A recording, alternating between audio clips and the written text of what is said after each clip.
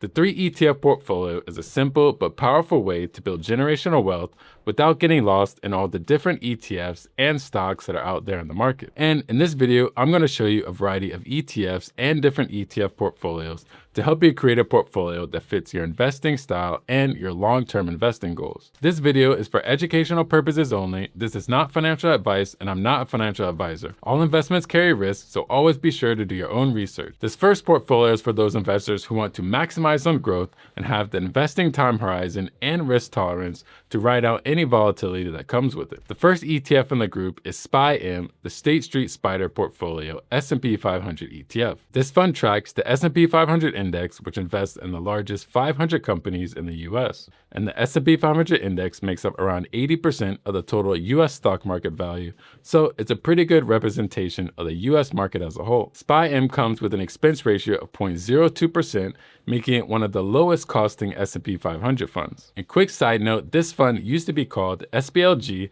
but it was rebranded in October 2025 to SPYM. And SPYM's portfolio is composed of around 505 holdings in total, with its top holdings in well-familiar names like Nvidia, Apple, Microsoft, the other Mag 7 names, Broadcom, and Berkshire Hathaway that make up around 40% of the portfolio. And the sectors that the fund is exposed to is mostly technology, then financials, communications, and a handful of others. So it leans a bit more into tech, but it's pretty balanced across the other sectors. And the US stock market has had some great performance, which is reflected in SPYM, as it's had 3-year annual returns of over 18% and annual returns of over 13% in the last 6 years, which is rock solid. And the 6 years number isn't random, since that's when SPYM started tracking the S&P 500. The second ETF in the portfolio is schg, the Charles Schwab US Large Cap Growth ETF. This ETF tracks the Dow Jones US Large Cap Total Stock Market Index, which is made up of large cap growth companies. So it invests in companies that are expected to grow faster than the average. schd also has low fees with an expense ratio of 0.04%, costing you $4 yearly per $10,000 invested. And schd currently has 196 holdings, with its top holdings in names like Nvidia, Apple, Amazon, Meta, and others that make up over half of the weight of the fund. For the sectors that it's exposed to, technology is pretty heavy, then communication and consumer discretionary. So the performance of technology is going to be a big driver in the fund's performance, which leads me to the returns, where schg has had 5-year annual returns of about 13%, and annual returns of just under 17% over the last 10 years. And that's because growth in the tech sector has been on a tear in the last few years. And the last fund before we get into the portfolio analysis is soxx, which is the iShares Semiconductor ETF. This fund invests in the NYSE Semiconductor Index, which includes the 30th largest companies within the industry. Semiconductors power just about everything electronic, from laptops, cell phones, medical devices, data centers, and much more. And there's a lot of potential in this industry thanks to the demand in things like AI, data center and cloud infrastructure, and energy. For the cost, soxx comes with an expense ratio of 0.34%, which is a little high, but you'll see why it pays off. For the portfolio, soxx has only 30 holdings in total. And the top holdings include names like Broadcom, Nvidia, Micron, AMD, Intel, and others that make up over half of the fund. Remember, soxx is only focused on companies within the semiconductor industry, and that's broken down into semiconductors and semiconductor equipment. Now, the best part of the fund is the performance, where it's had 5-year annual returns of 19% and annual returns over the past 10 years of 28%, easily outperforming the market by a long shot. Okay, so for this first 3 ETF portfolio, we're going to have 55% in a broad market fund like SPYM, 30% in a growth ETF like schg, and then 15% in a semiconductor ETF like soxx. And keep in mind, these allocation percentages for this portfolio and the others can be adjusted to your investing needs and what you're comfortable with,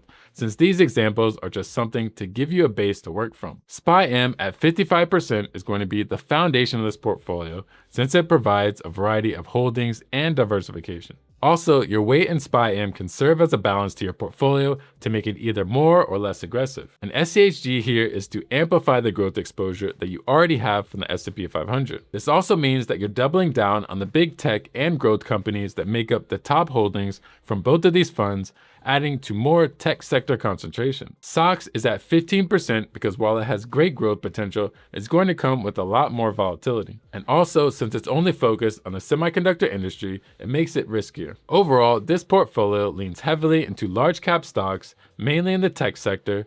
So while it does come with some solid growth potential, it will come with higher volatility. And when it comes to portfolio overlap, Soxx doesn't have that much overlap by weight. Most of it is just from Nvidia and Broadcom, which are a decent size in the other two funds. And I chose Soxx over another popular ETF called SMH because Soxx has stock cap limits in place, and this gives you a better spread of exposure to those semiconductor stocks. As for spym and schg, there's a lot of overlap here, and that's because of those similar top holdings that you find in those big tech names. Now, when it comes to the performance of this portfolio, it's had annual returns of about 17% over the last 6 years since spym tracked the S&P 500 in 2020, and 3-year annual returns of 22%, and returns of nearly 28% over the last year, which is pretty incredible. I think it's fair to say that this type of portfolio will better align with investors that have a longer time horizon rather than those that are closer to retirement that are focused on preservation and more stability. The second portfolio is for those investors who not only want long-term growth potential, but also some consistent income. First fund is going to be VIG, the Vanguard Dividend Appreciation ETF. This ETF tracks the S&P US Dividend Growers Index, which focuses on US stocks with a track record of consistently increasing their dividends every single year, and it's mostly made up of large cap companies. And by consistent, I mean companies have increased their dividend for at least 10 consecutive years, so it's all about the dividend growth. And the fees are low as it has an expense ratio of just 0.04%. Now, the portfolio of VIG is currently made up of 338 holdings. There's top holdings in Broadcom, Apple, Eli Lilly, Microsoft, Exxon, and Visa. And the sector exposure leans slightly more in tech, then financials, healthcare, industrials, and consumer defense, which gives it a nice blend of both growth and value exposure. Moving to the dividends, VIG has a dividend yield of 1.5%, which is paid out quarterly. It also has 12 consecutive years of dividend growth and a 5-year annual dividend growth rate of 8%, which dividend growth is the focus of this fund over dividend yield. For the returns, VIG had 5-year annual returns of about 10%, and annual returns of 12.3% over the last 10 years, making this a solid dividend growth fund. The next fund in the portfolio is schd, the Charles Schwab US Dividend Equity ETF. This fund tracks the Dow Jones US Dividend 100 Index, which invests in companies that have a history of paying and growing dividends. And this ETF is very strict when it comes to its stock selection. It chooses companies that have paid dividends for at least 10 consecutive years, along with further filtering like 5-year dividend growth rate, indicated annual dividend yield, return on equity, and more, which is how it ends up with a portfolio of strong dividend stocks. And it comes with a nice low expense ratio of 0.06%. As for the portfolio, schd contains 104 holdings. There's top holdings in stocks like United Health, Texas Instruments, Chevron, Merck, Coca-Cola, and Procter & Gamble.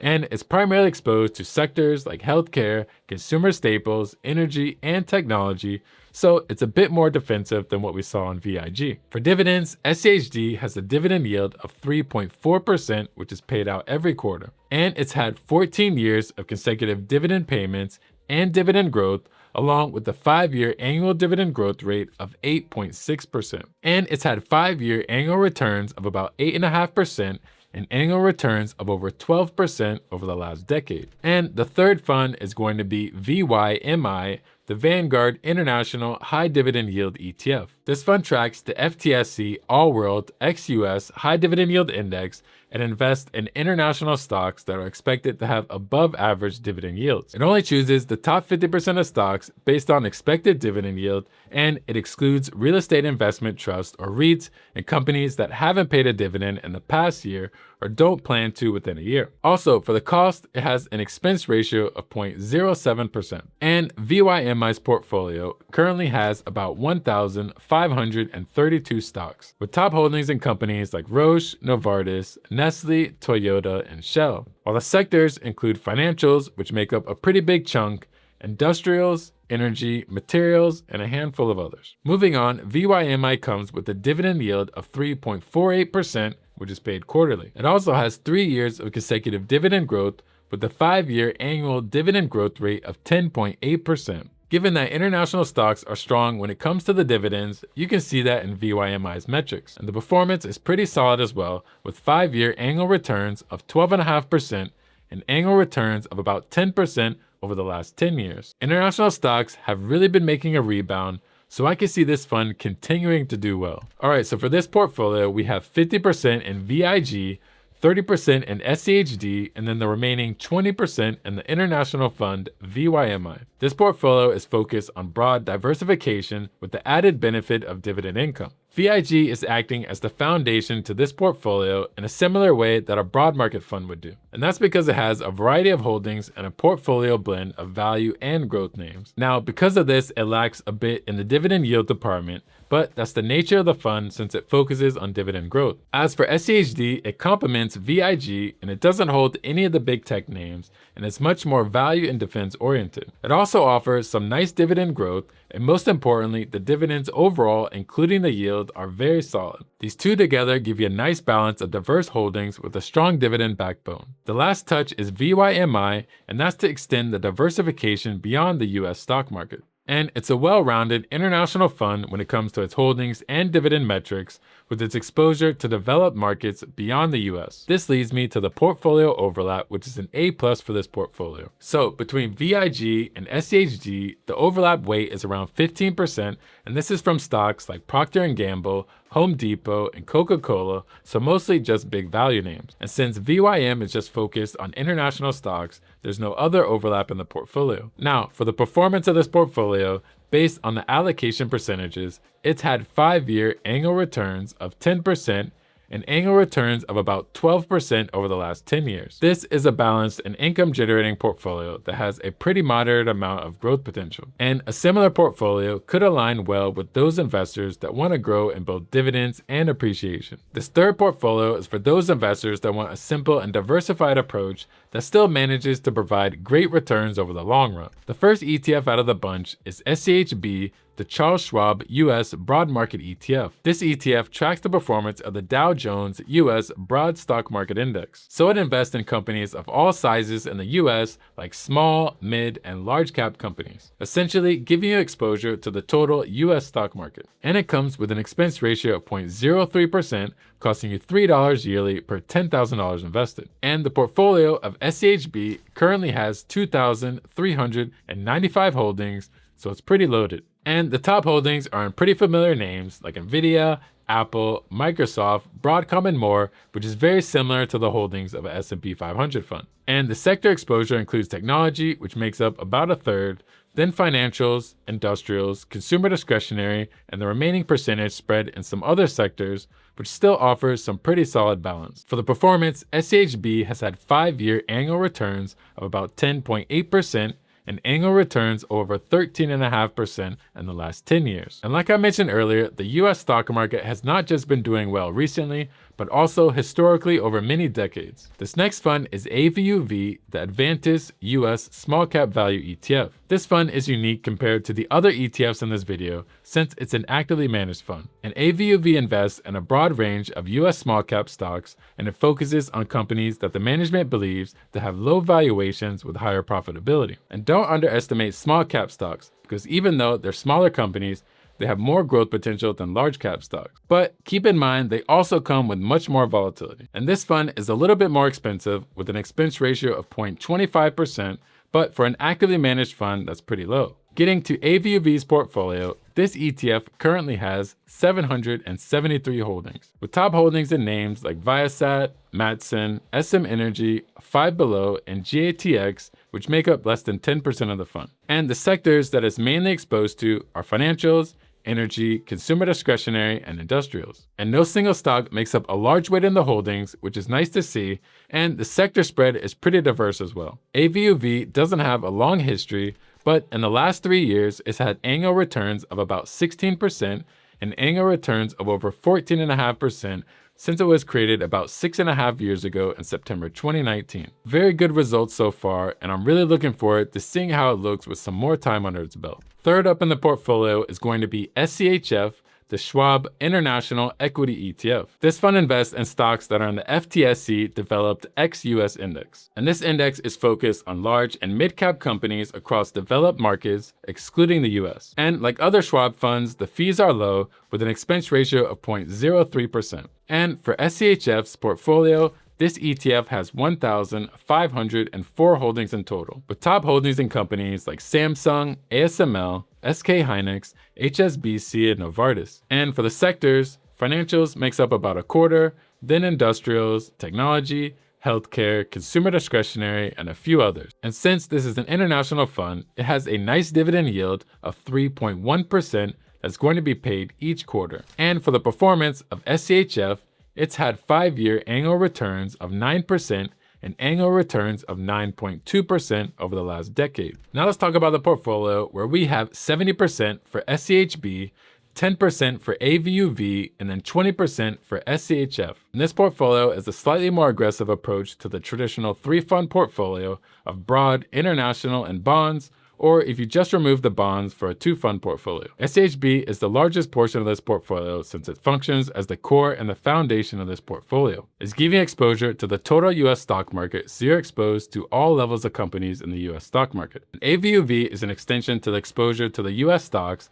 since broad market funds in general, like schb, barely give you exposure to the small cap names percentage-wise. And AVUV is there to help fill in the gaps and give you more exposure to small caps, increasing the growth potential of the portfolio. schf, on the other hand, is here to further maximize on diversification without exposure to international stocks, so there isn't any segment of the overall global market that this portfolio isn't exposed to. As for the overlap with schb and AVUV, they have around 400 of the same holdings, but they only have overlap in 2% by weight. And this is what I mean by small cap stocks and schb are such a small percentage of the fund. With schf in the mix, since the other funds don't hold international stocks, there's no overlap with this one. And if we shift to the returns, this portfolio had 5-year returns of about 10.5% and annual returns of 13.3% in the last 10 years. So not only is it maxing out in diversification, but it also had some great returns. And keep in mind that small cap stocks and international stocks went through a rough patch for a couple of years, but now they're looking to be making a comeback, outperforming the broad market like the S&P 500. And there's a variety of ETFs that you can replace in these portfolios to build one that best fits your needs. And if you want to learn about some other great ETFs that you can use in these portfolio setups, I talk about the 9 best Vanguard ETFs in this video here, and I also go through the 7 best Schwab ETFs in this video here. As always, I appreciate you watching to the end, and I'll be seeing you on the next one.